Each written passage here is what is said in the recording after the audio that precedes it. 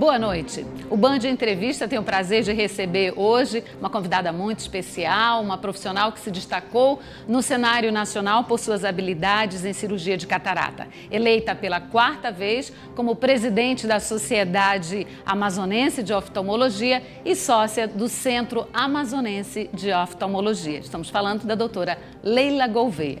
Boa noite, doutora Leila. Seja muito bem-vinda ao programa. Boa noite, Júlia. Posso dizer que sou uma fã? Pode, claro. Seja muito bem-vinda. Obrigada por ceder um pouco do seu tempo, que eu sei que é muito corrido. Eu que agradeço. Para mim é realmente uma honra e um grande privilégio estar aqui no seu programa e ser entrevistada por você. É sempre um prazer. Muito obrigada. E você certamente vai aprender muito sobre catarata, porque ela é fera. Agora, posso chamá-la de você? Claro. Tirar um pouco dessa formalidade. Você nasceu em São Paulo de Olivença, município pequeno do Alto Solimões, isso, a 1.350 quilômetros de Manaus, né? Quem nasce lá é paulivense. Paulivense, isso mesmo. Veio de lá com 15 anos para a capital do estado para estudar. Se alguma vez passou assim pela tua cabeça que a sua vida tomaria esse rumo? Não, nunca, jamais. Nem poderia ter essa ideia, né? Eu saí de São Paulo de Olivença, na verdade, com 2 anos e morei em Benjamin Constant. Ah, foi para Benjamin Constant. Na verdade, sou paulivense e benjaminense, né? De coração. São bem vizinhos, né? Bem Benjamin vizinho. Constant, fronteira com Peru. Com Peru e Colômbia. Então, eu vim para Manaus aos 15 anos para estudar e era impossível naquela época que não tinha sequer televisão, né, pra gente, não tinha internet, não tinha televisão, para você imaginar como as coisas poderiam acontecer. Não tinha como. Eu vim para cá estudar e era isso que eu queria fazer.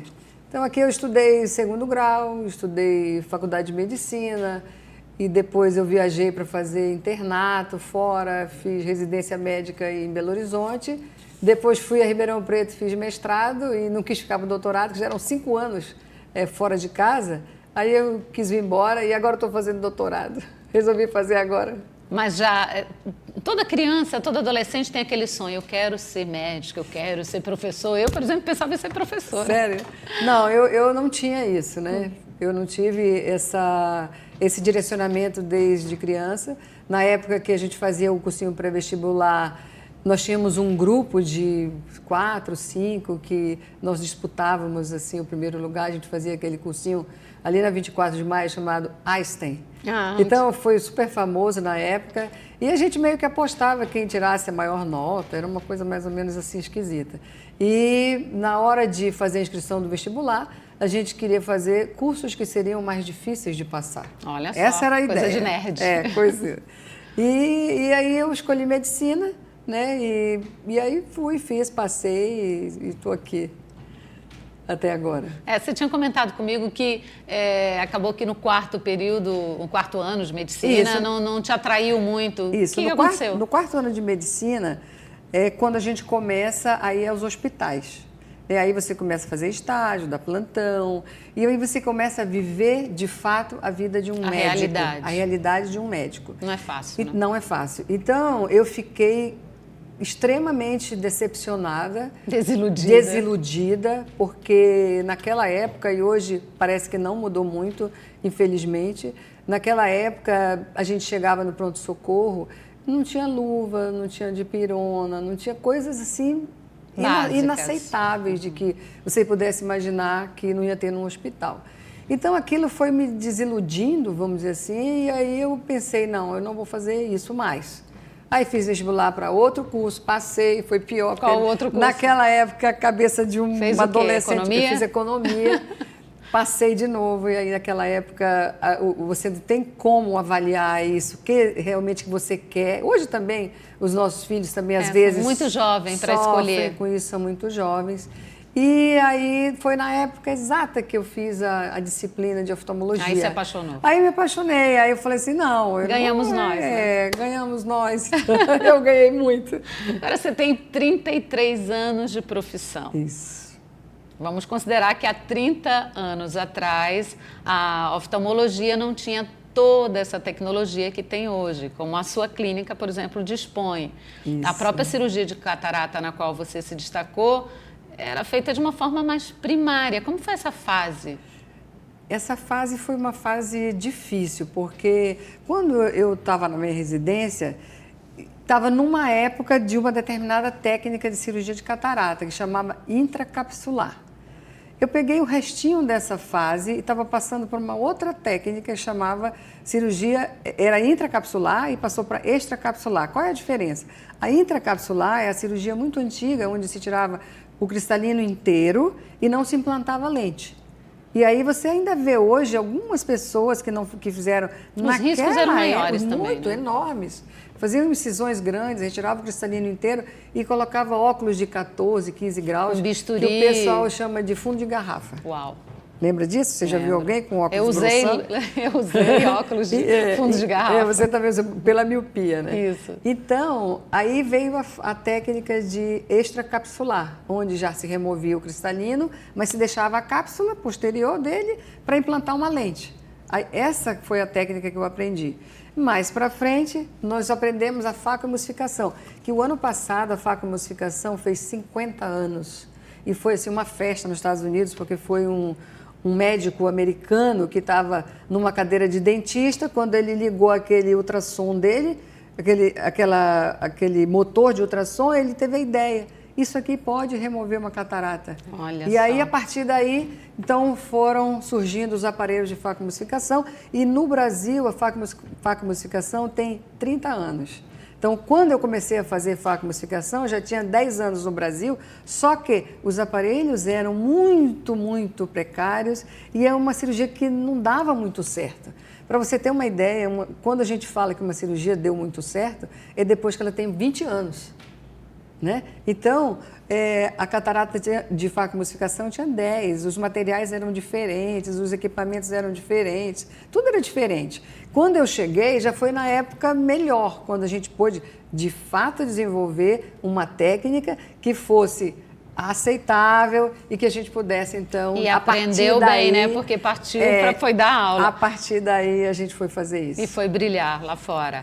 Você havia comentado comigo que 4 profissionais eram convidados, né, para ministrar cursos no Sul e Sudeste. Na verdade, um de Natal, um do Rio de Janeiro, um de São Paulo. E lá estava ela, a Caboclinha do Norte, representando muito bem o clube feminino. Eu brincava muito que eu era acostumada a operar olho de jacaré, que era muito mais difícil. Então, quando eu chegou na fase do olho humano, ficou fácil para mim. Ah, que então, delícia. eu brincava Agora, disso. como mulher, você sentiu algum tipo de preconceito por ser mulher? Imagina, um de Natal, um profissional de Natal, um profissional do Rio, um profissional de São Paulo e uma do Amazonas. Mulher. E ainda... na verdade... mais por ser mulher o preconceito ou pela região onde nasceu? Mais pela região, acredite ou não. Mais pela Eu região. acredito, sim. Pela região. Era bem nítido isso, sabe? Eu fui muito bem recebida no grupo de cirurgiões, sempre cirurgiões, nunca uma cirurgiã. E isso, a técnica que a gente foi fazendo e foi aprimorando, me deu hoje um passaporte, vamos dizer assim, para entrar num vídeo que a Sociedade Brasileira de Cirurgia de Catarata e Refrativa fez, contando a história da facoemulsificação do Brasil. E eu sou a única mulher que estou lá sendo entrevistada, participando. Leila, parabéns. Nossa, foi... Por isso ela tinha que estar aqui na bancada do Banco Entrevista. Como guardar uma história dessa? Isso foi muito bom para mim, muito bom. E isso foi feito ano passado, a sociedade vai começar a divulgar agora. Teve um congresso em São Paulo em maio, onde foi rodado pela primeira vez, foi ao público, né, esse vídeo.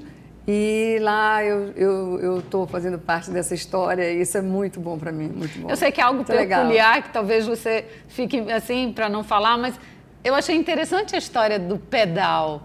Do pedal por pé pequeno, por ser mulher. Não, isso era, eu digo... É um bullying. É um bullying meio velado, né? Nós éramos 4 a fazer esses cursos no Brasil, o Dr. Marco Rey, foi ele que falou isso, de Natal. O Armando Crema e o Walter Nozé, que é presidente da sociedade hoje. E, numa certa ocasião, o Marco Rey estava fazendo uma palestra de lançamento de um novo equipamento de facoemulsificação e aí ele fez um comentário assim, falando sobre as características do equipamento, ele projetou lá o pedal num congresso, um auditório lotado, né?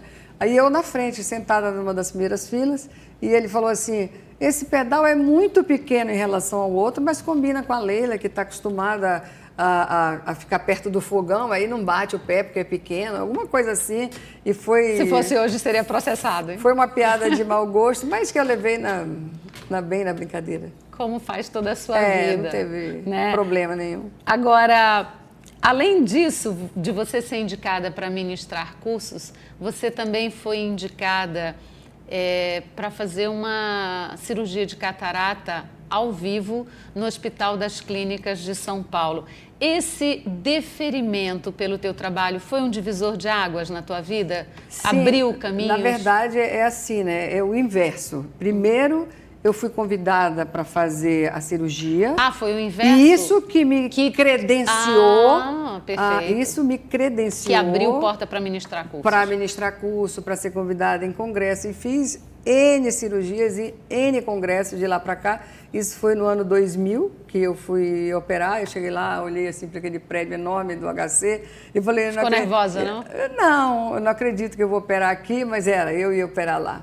Então, foi a minha primeira cirurgia ao vivo e a partir daí eu não parei mais. Todos os congressos que tinha cirurgia ao vivo, eu era convidada para fazer, eu e mais esses 3 que eu citei aqui agora. Fantástico. Nós somos uma turma de cirurgia ao vivo, eu e os 3. Mas agora eu vou para um breve intervalo, mas já voltamos, não sai daí, porque vamos continuar com a doutora Leila Gouveia.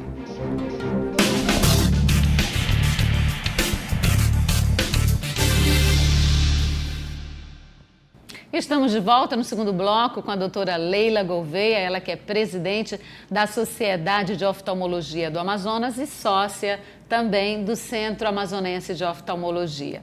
Doutora Leila, estávamos falando desse divisor de águas que foi na sua vida, né? Isso. Primeiro, o fato de ser convidada para fazer a cirurgia ao vivo, uma cirurgia de catarata ao vivo no Hospital das Clínicas de São Paulo, abriu novos caminhos. Inclusive, hoje a senhora não, você é consultora de cirurgia de catarata da Johnson & Johnson Vision. Fala um pouco desse trabalho, isso. Olha, na medicina existem, você sabe, já fez uma consulta médica que sempre Aliás, só fazendo um parênteses, a Johnson & Johnson Vision é da divisão da Johnson & Johnson, que é a maior empresa do mundo em lentes de contato. De lentes de contato. E, então, eu ia falando que na medicina você já deve ter feito consulta em outros médicos e você, na sua frente entra um representante para atrapalhar a sua consulta. Não tem aqueles da malinha? Dá uma raiva. Dá uma raiva, né?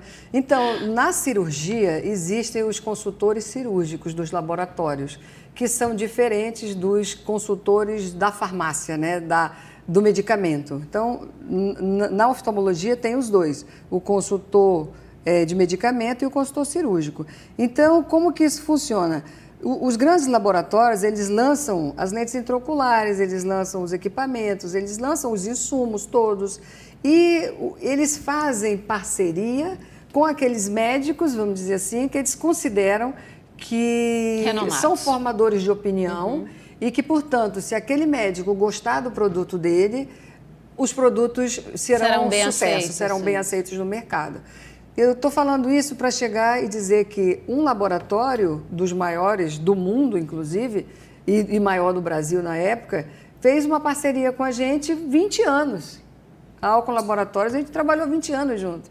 Por 2 razões. Primeiro, que os produtos eram bons. E segundo, porque aqui em Manaus é muito difícil você ter você compra um equipamento, se o equipamento quebrar e a pessoa não tiver um suporte técnico que não faça você ficar parado no seu centro cirúrgico um mês, né? Então, você precisava disso, eu precisava disso. Então, a gente fez uma parceria durante anos, né?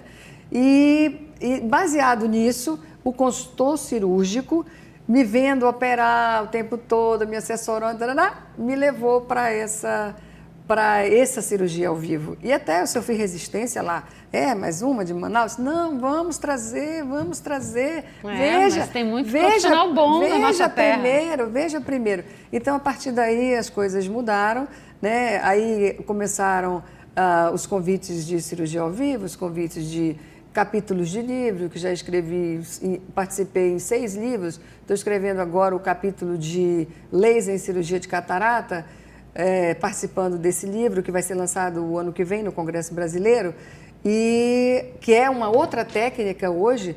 Então, são 4 técnicas, né? Intracapsular, extracapsular, facoemulsificação pura e facoemulsificação com laser de feto segundo, que é o que a gente faz hoje e já faz há quase 5 anos. Uau, né? falar disso certamente vai levar, teria que ser 2 programas. Que é uma coisa extremamente nova, né? E que está com 10 anos, o que eu digo, quando a cirurgia tem 10 anos, não é uma cirurgia difundida, não é uma cirurgia popularizada, é diferente. A medicina precisa de mais tempo. Precisa de mais tempo. Então, o que a gente faz hoje é isso, e nessa mudança para o laser de feto segundo, a gente estabeleceu essa parceria com a Johnson & Johnson Vision e implantando, então, as lentes intraoculares dela e participando do desenvolvimento das lentes, participando do desenvolvimento dos produtos que serão lançados no mercado. Maravilha. Não sou eu, vários do mundo inteiro. Com né? certeza.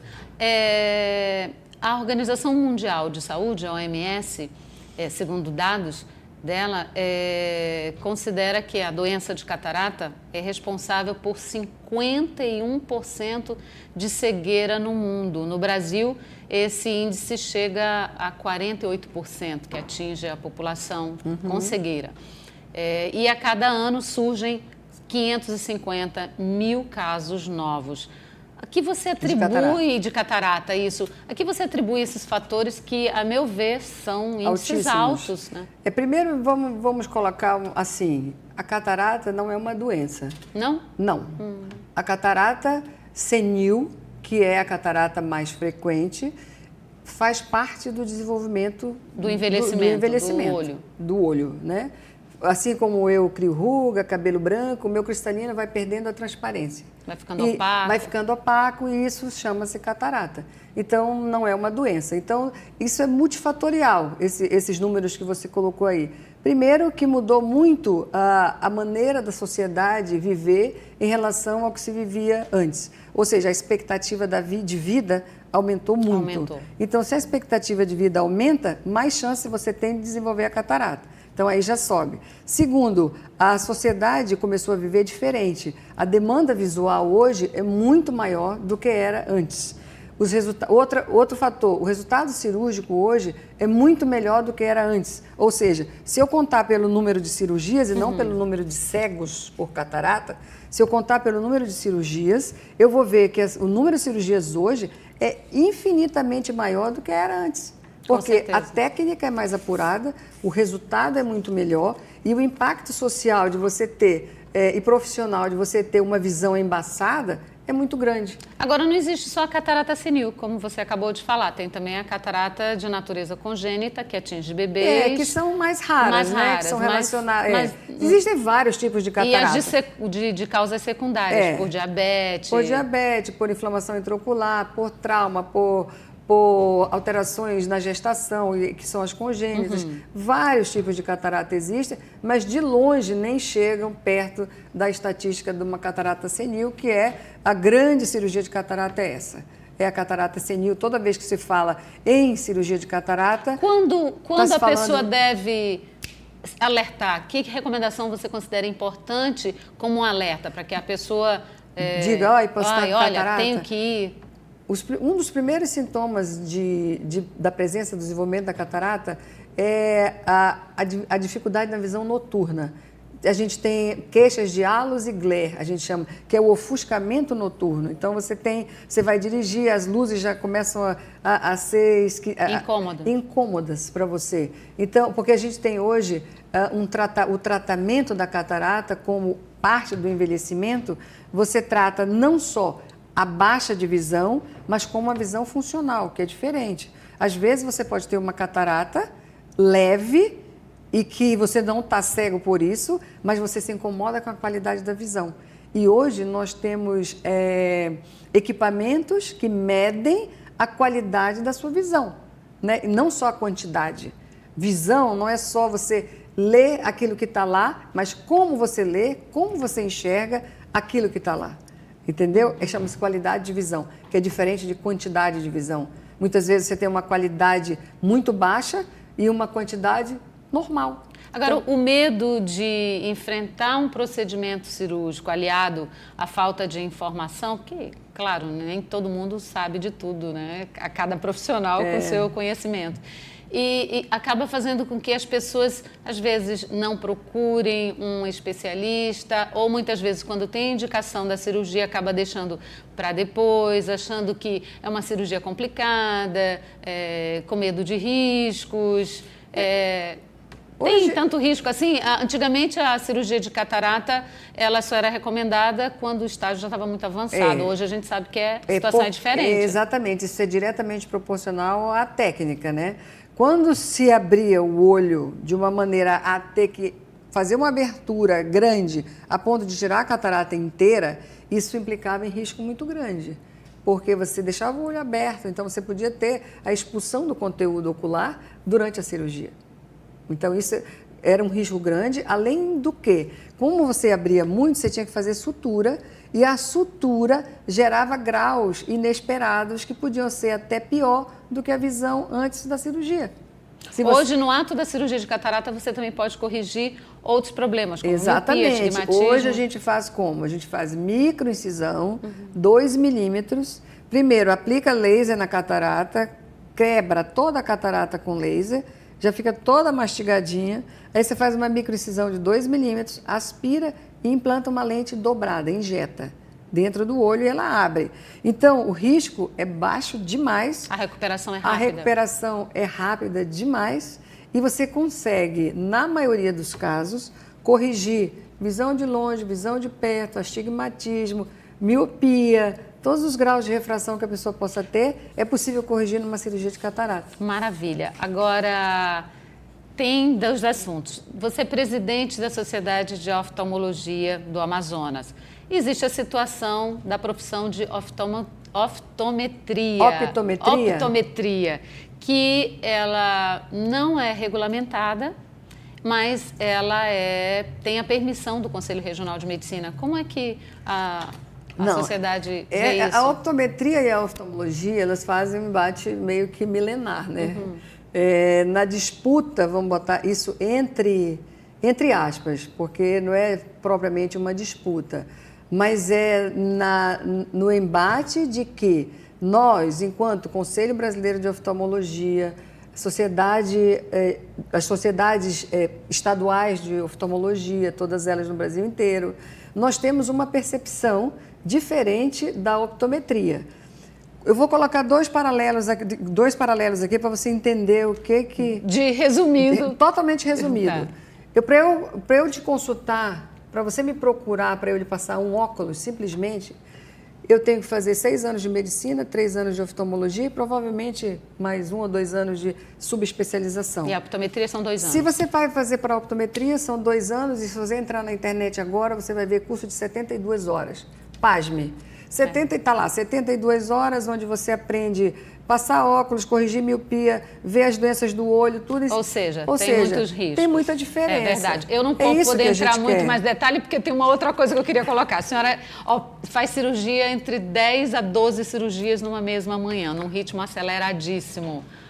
Atende grátis em centros de pessoas que não têm condições. Idosos. Atende convênios na clínica e agora abriu um novo espaço. Como é que administra esse seu tempo? Sobra um espaço para os outros prazeres da vida? Só para encerrar? Então, é só para definir os prazeres da vida, um dos prazeres da vida... Sem ser trabalho. Um dos prazeres da vida é mesmo trabalhar quando você é apaixonado pelo que você faz, como é o meu caso. Meu também. Então, isso já é para mim muita coisa.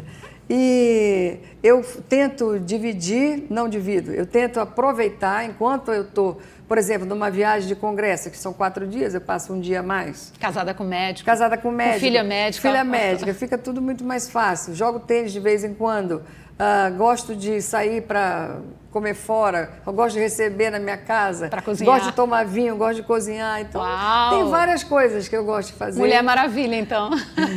Doutora Leila, muito obrigada pela sua participação. Imagina. Pena que os 24 minutos são poucos para tanta história, Eu que agradeço, Júnia. Tanta coisa boa para passar. Muito bom, adorei você ter me convidado. Eu te agradeço mesmo, de coração. Tenho certeza que nós aqui, a Band, ficou muito feliz. Parabéns pelo seu programa. Ah, muito obrigada. A Band agradece. E você que nos acompanhou, muito obrigada pela sua participação. Um grande abraço e até sábado com o próximo entrevistado especial. Até lá.